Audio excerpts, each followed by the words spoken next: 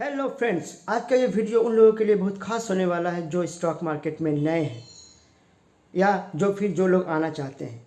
उन लोगों को कुछ फंडामेंटल कुछ बेसिक बातें जानना बहुत ज़रूरी है। लाइक कि शेयर होता क्या है, ये आईपीओज होते क्या है, जो हम लोग कभी कभी सुनते हैं कि इस कंपनी का आईपीओ आज लॉन्च हुआ, ये वो। तो ये शेयर क्या है, ये आईपीओ क्या है, चलिए आज इसे वेरी सिंपल वे में डिकोड करते हैं। So friends, my name is Baliram Prasad, और अगर अभी तक आप मेरे इस चैनल को सब्सक्राइब नहीं किए हो तो कर लीजिए, क्योंकि फ्यूचर में मैं जो भी वीडियो बनाने वाला हूँ उसका नोटिफिकेशन अगर आपको चाहिए तो ये सब्सक्राइब करना आपको बहुत ज़रूरी है। तो चलिए आज का कंटेंट स्टार्ट करते हैं। So before going to the share, before going to the IPO, मैं एक एग्जांपल आपको देना चाहता हूँ। लेट्स से आपने एक बिजनेस ओपन किया, आप जिस एरिया में रहते हो उस एरिया में आपने एक बिजनेस ओपन किया। लेट्स से ग्रोसरी का शॉप आपने ओपन किया। अपने इनिशियल कुछ फंड को इन्वेस्ट करके 2, 3, 4, 5 लाख इन्वेस्ट करके आपने एक ग्रोसरी शॉप ओपन किया। अब लेट्स से ये ग्रोसरी शॉप आपका अच्छा खासा चल रहा है। तो उस वक्त जब आपने ग्रोसरी शॉप ओपन किया, उसका ऑनर कौन है? आप खुद हो, राइट। ये प्राइवेट है, यह आपके लिए एक प्राइवेट कंपनी है, आप इसे खुद चला रहे हो। इसका 100% प्रॉफिट या लॉस, इसका ऑनरशिप किसके पास है? वो आपके पास है। ठीक है, सिंपल। नाउ लेट्स से आपने ये डिसाइड किया कि अच्छा ये बिजनेस तो मेरा अच्छा चल रहा है, तो लेट्स इसके इस थोड़ा एक्सपेंड करते हैं, इस एरिया में और 2, 3, 4 शॉप इस तरह का ओपन करते हैं। तो इसके लिए क्या चाहिए? फंड चाहिए। तो आपको फंड कहाँ कहाँ से मिल सकती है? फर्स्ट, बैंक के पास से। तो बैंक के पास से तो आप फंड ले सकते हो, मगर वहाँ प्रॉब्लम क्या है? बैंक को आपको इंटरेस्ट देना पड़ेगा। सेकेंड वे क्या है? आप अपने किसी फ्रेंड के पास विजिट कर सकते हो जो इन्वेस्ट करने के लिए इंटरेस्ट हो। आप उसे कह सकते हो कि आओ मेरे पार्टनर्स बनो और इन्वेस्ट करो, हम अपने बिजनेस को एक्सपेंड करते हैं।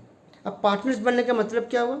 वो आपको पैसा देगा, मगर उसके बदले में आपको वो पैसा रिटर्न भी नहीं करना है, ना ही तो उसका कुछ इंटरेस्ट देना है। आपको देना क्या है? आपको प्रॉफिट शेयर करना है। प्रॉफिट या लॉस जो भी हो कंपनी का फ्यूचर में, वो आपको शेयर करना है। मतलब क्या हुआ कि लेट से आपने कहा कि मुझे 50 लाख रुपया चाहिए इसे एक्सपेंड करने के लिए। आपके दो मित्र आए, दोनों ने कहा ठीक है मैं 25 दूंगा। तो डील क्या हुआ कि वो 25 लाख आपको दिया, और उसने कहा कि मुझे आपके कंपनी में 25% का शेयर होल्डिंग चाहिए। What does it mean? इसका मतलब ये हुआ कि फ्यूचर में कंपनी अगर मान लीजिए एक साल में 100 रुपये का अर्निंग करती है, तो 50 रुपीज़ आपका हुआ और 25 आपका उन दोनों मित्रों का हुआ। एकदम सिंपल वे से। और भी बहुत सारे टर्म एंड कंडीशन रहते हैं, मगर समझने के लिए आप ये समझिए काफ़ी है। तो आपने क्या किया? अभी भी आपका कंपनी प्राइवेट लिमिटेड है, मगर आप पार्टनर्स 3 हो गए। पहले आप अकेले थे, मगर अभी 3 हो गए। अच्छा, लेट्स से अब तीनों ने डिसाइड किया कि अपनी इस कंपनी को थोड़ा और बड़ा करते हैं। लेट्स पूरे इंडिया में इसका ब्रांच ओपन करते हैं। तब तो मुझे करोड़ों में और ज़्यादा पैसा चाहिए। अब वो पैसा कहाँ से आएगा?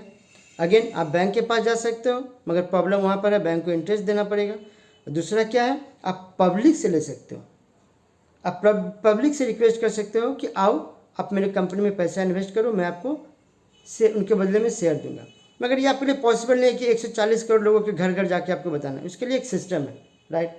एक्सचेंज बोर्ड है, स्टॉक एक्सचेंज बोर्ड है, लाइक NSE, BSE, एंड एक बॉडी है जिसे हम लोग सेबी कहते हैं, security exchange board of India. वहाँ पर आपको रीच आउट करना पड़ेगा, और थ्रू सम प्रोसेस आप उनके पास रीच करोगे और आपसे उससे रिक्वेस्ट करोगे कि मुझे पब्लिक से पैसा लेना है अपने कंपनी को एक्सपेंड करने के लिए। देखिए, अब तक आपका कंपनी प्राइवेट था, सब इन्फॉर्मेशन कॉन्फिडेंशियल, सिर्फ आप पहले तो सिर्फ आपके पास था, बाद में सिर्फ 3 मित्रों के पास हुए। बट अगर आप पब्लिक से पैसा लेना चाहते हो तो आपको एवरीथिंग कंपनी के बारे में डिस्क्लोज करना पड़ेगा इन फ्रंट ऑफ सेबी। हर एक बात, छोटी बड़ी, एवरीथिंग आपको सेबी को बताना पड़ेगा, और सेबी उसे पब्लिक करेगी कि ये एक XYZ कंपनी है जिनका IPO आने वाला है। IPO का मतलब आने वाला है, मतलब क्या? आपने कहा कि सेबी को कि मुझे 100 करोड़ रुपया पब्लिक से उठाना है।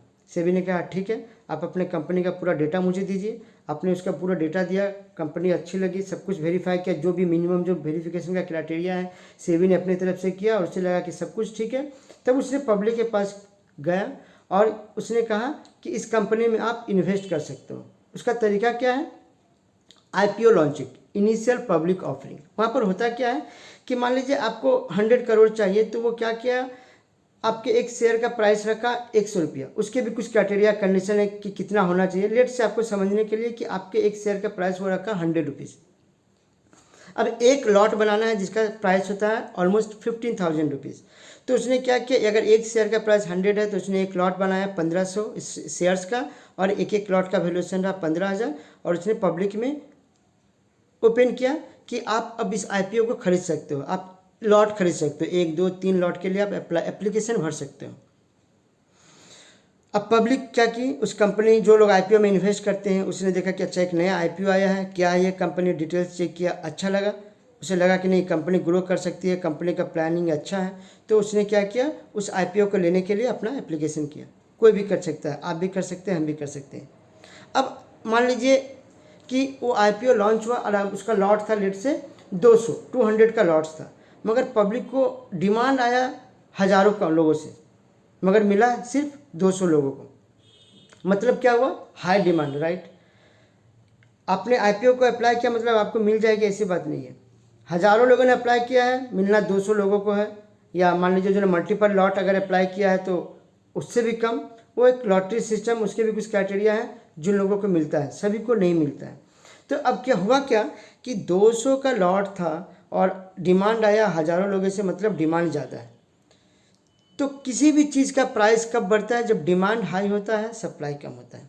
आप बाज़ार करने जाते होगे, मार्केट में जाते होगे, मान लीजिए कि आप पोटैटो खरीदना है, तो सब्जी मार्केट में गए, आप देखें कि हर किसी के पास पोटैटो भरा पड़ा है, तो पोटैटो का प्राइस इस वक्त क्या होगा, नॉर्मल प्राइस होगा। या कंपटीशन में कोई अगर 10 रुपया है तो कोई बोला आप मेरे पास से 9 रुपया में ले जाओ। मतलब क्या हुआ कि सप्लाई ज़्यादा है, डिमांड कम है, उसे कम पैसा में देना पड़ रहा है। मगर मान लीजिए अगर ये रिवर्स हुआ कि एक ही जन के पास पोटैटो है और किसी के पास नहीं है, अब वो क्या, अब वो 10 की जगह में अगर 30 भी मांगेगा तो आप उसे दोगे। तो यहाँ पर क्यों उसका प्राइस बढ़ गया, क्योंकि डिमांड ज़्यादा है मगर सप्लाई कम है। तो यहाँ भी जब आईपीओ लॉन्च हुआ 200 का लॉट था, डिमांड हज़ारों के पास आया, मतलब डिमांड हाई है। तो जब वो 3-4 दिन के बाद वो आईपीओ जब लिस्ट हुआ स्टॉक मार्केट में, तो क्या हुआ, इनिशियल प्राइस 100 था मगर लिस्टिंग हुआ 150 पे, उसका प्राइस बढ़ गया। अब मान लीजिए कि मैंने उसे अप्लाई किया था, लकीली मुझे एक लॉट मिल गया। अब मेरे पास 2 ऑप्शन है, या तो 50 रुपीज़ गेन में मैं उसे उसी दिन बिक्री कर दूँ जिस दिन वो लिस्ट हुआ, या उसे अपने पास होल्ड करूँ कि नहीं ये और बढ़ने वाला है। मैंने होल्ड कर लिया, मेरे तरह कोई और थे जिसने बेच दिया। अब किसी ने बेचा तो उसी दिन किसी ने 150 रुपये में खरीदने के लिए रेडी था, तभी वो बेच पाया। स्टॉक मार्केट में खरीदना और बेचना तभी पॉसिबल है जब खरीदने वाला भी चाहिए और बेचने वाला भी चाहिए। तो 150 में खरीद के किसी ने 50 रुपये का प्रॉफिट बनाया, और जिसने खरीदा वो ये सोच कर खरीदा कि इसे मैं 200 या 250 में बिक्री करूँगा। तो इस तरह से क्या हुआ, उसका प्राइस बढ़ते गया। अगर अच्छा कंपनी है, डिमांड ज़्यादा है, तो प्राइस बढ़ते बढ़ते बढ़ते 2-3-4 दिन में कभी कभी देखा जाता है कि एक आईपीओ जो 100 में लिस्ट हो 3-4 दिन में 400 हो गया। इसका मतलब क्या, कंपनी क्या 3 दिन में कुछ एक्स्ट्राऑर्डिनरी कर दिया, नहीं, कंपनी तो वही है, वही काम कर रही है, 3 दिन में ऐसा क्या करेगी।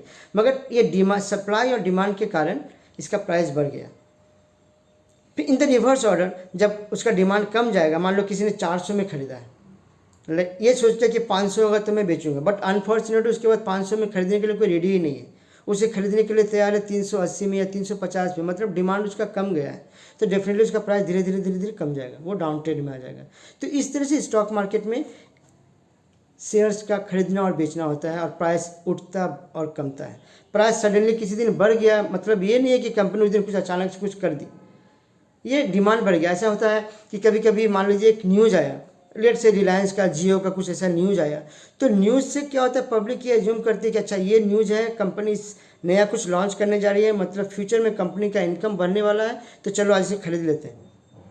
और सब खरीदने के लिए टूट पड़ते हैं, तो क्या होता है उसी दिन में उसका प्राइस बढ़ जाता है 5% 10%। और बाद में अगर पता चलता है कि वो न्यूज़ फेक था तो फिर दूसरे दिन वो गिर भी जाती है। तो इस तरह से ये खरीदना और बेचना स्टॉक मार्केट में होता है। तो that's it for this video. मुझे बताना आपको ये वीडियो कैसा लगा, समझ में आया कि नहीं कि स्टॉक मार्केट में शेयर का ये सेल्स, बाय और सेल कैसे होता है, और ये आईपीओ क्या होता है। आई होपफुल कि आपने इसे अच्छी तरह से समझ पाया होगा। आप अपना फीडबैक कमेंट में ज़रूर डालिएगा, और अगर अच्छा लगे तो वीडियो को लाइक ज़रूर कीजिएगा, शेयर कीजिएगा, और सब्सक्राइब नहीं किए हो तो कर लीजिए। That's it for this video. Thank you very much to watch this video till end. मिलते हैं नेक्स्ट वीडियो में। नेक्स्ट वीडियो और भी ज़्यादा एक्साइटिंग होने वाला है, क्योंकि अब मैं स्ट्रेटेजी में ढुकने वाला हूँ। अब तक तो मैं एक बेसिक इन्फॉर्मेशन दे रहा था स्टॉक मार्केट के बारे में, या हो तो और एक दो वीडियो में मैं ये इन्फॉर्मेशन दूँ, बट उसके बाद मैं स्ट्रेटेजी लेकर आऊँगा कि किस स्ट्रेटेजी से आप खरीद सकते हो। मोस्ट प्रोबेबली नेक्स्ट वीडियो में मैं बताने वाला हूँ कि म्यूचुअल फंड होती क्या है और स्टॉक खरीदने बेचने से ये म्यूचुअल फंड का डिफरेंस क्या है। इस बात पे हम लोग डिस्कस करने वाले हैं अपने मे बी नेक्स्ट पहले या दूसरे वीडियो में। उसके बाद स्ट्रेटजी सिस्टम, बहुत सारे वीडियो मेरे पास प्लानिंग है, मैं लेके आने वाला हूँ। सो मिलते हैं नेक्स्ट वीडियो में। Thank you very much, bye bye.